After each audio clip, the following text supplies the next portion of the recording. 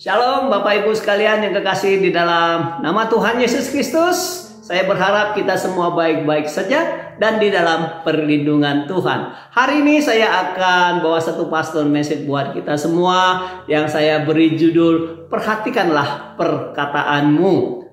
Di dalam Matius 12 ayat 37 berkata demikian.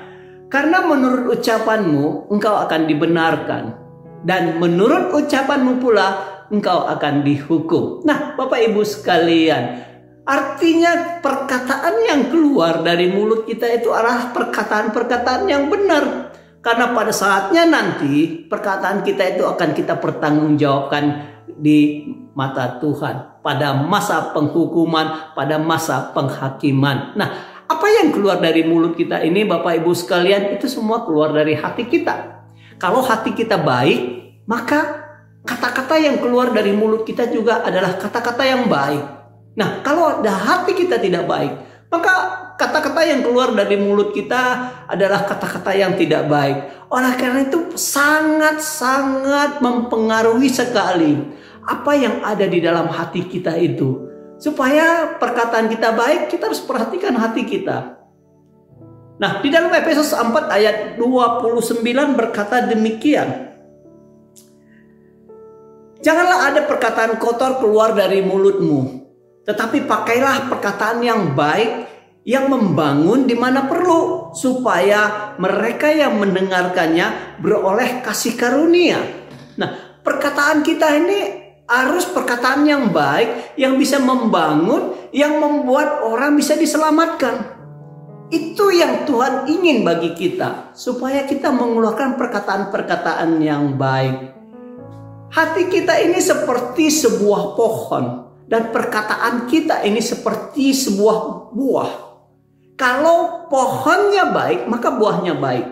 Kalau hati kita baik, maka perkataan kita baik.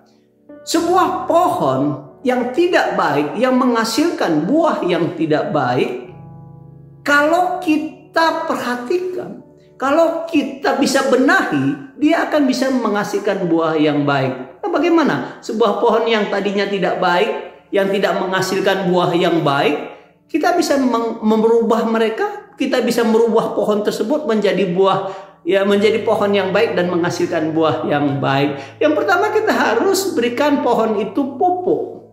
Pupuk yang sesuai dengan tanamannya, supaya dia bisa menghasilkan buah yang manis. Ada pertumbuhan yang baik di dalam pohon tersebut. Mungkin juga kita bisa membersihkan batangnya, mungkin ada benalu-benalu yang ada menempel di dalam pohonnya, kita bersihkan supaya sari-sari makanan yang ada di dalam pohon itu bisa sampai kepada buahnya. Mungkin juga di dalam pohon itu ada ulat-ulat. Ulat-ulat itu perlu dibasmi, perlu dikasih pestisida supaya ulat-ulatnya mati semua. Sehingga pohon itu bisa berbuah dengan baik, tidak diganggu oleh hama-hama yang ada di dalam pohon itu. Demikian juga hidup kita Bapak Ibu sekalian. Supaya perkataan kita ini baik, kita harus bersihkan hati kita. Bersihkan dari apa? Bersihkan dari namanya iri hati. Senang lihat orang susah, susah lihat orang senang. Dari kepahitan, ketemu orang tidak mau karena rasa pahit, rasa susah, tidak mau bertemu sama orang lain. Rasa dendam, ingin balas dendam semua. Rasa kecewa sama orang, cepat tersinggung. Sombong mungkin. Keluar kata-kata yang tidak baik, yang membuat orang menjadi sakit hati. Nah, mungkin juga ada kebiasaan-kebiasaan buruk kita yang perlu kita bersihkan, yang perlu kita bereskan. Trauma-trauma masa lalu juga perlu kita bereskan, supaya hatinya menjadi baik Bapak Ibu sekalian. Karena kalau hati kita baik, pasti dia akan mengeluarkan perkataan-perkataan yang baik. Oleh karena itu Bapak Ibu sekalian, mari kita jangan menyimpan semua sampah-sampah di dalam hati kita. Seperti tadi kecewa, sakit hati, iri hati, kepahitan, dendam, sombong, angkuh. Itu semua sampah-sampah yang ada di dalam hati kita. Kalau dalam hati kita banyak sampah, Bapak Ibu sekalian, maka kata-kata yang keluar dari mulut kita itu juga pasti semua menjadi sampah bagi orang lain. Dan orang lain bisa menyimpan sampah itu juga, dan itu tidak memberkati. Firman Tuhan berkata, apa yang keluar dari mulut kita haruslah perkataan-perkataan yang benar, yang membangun, yang membuat orang menerima kasih karunia.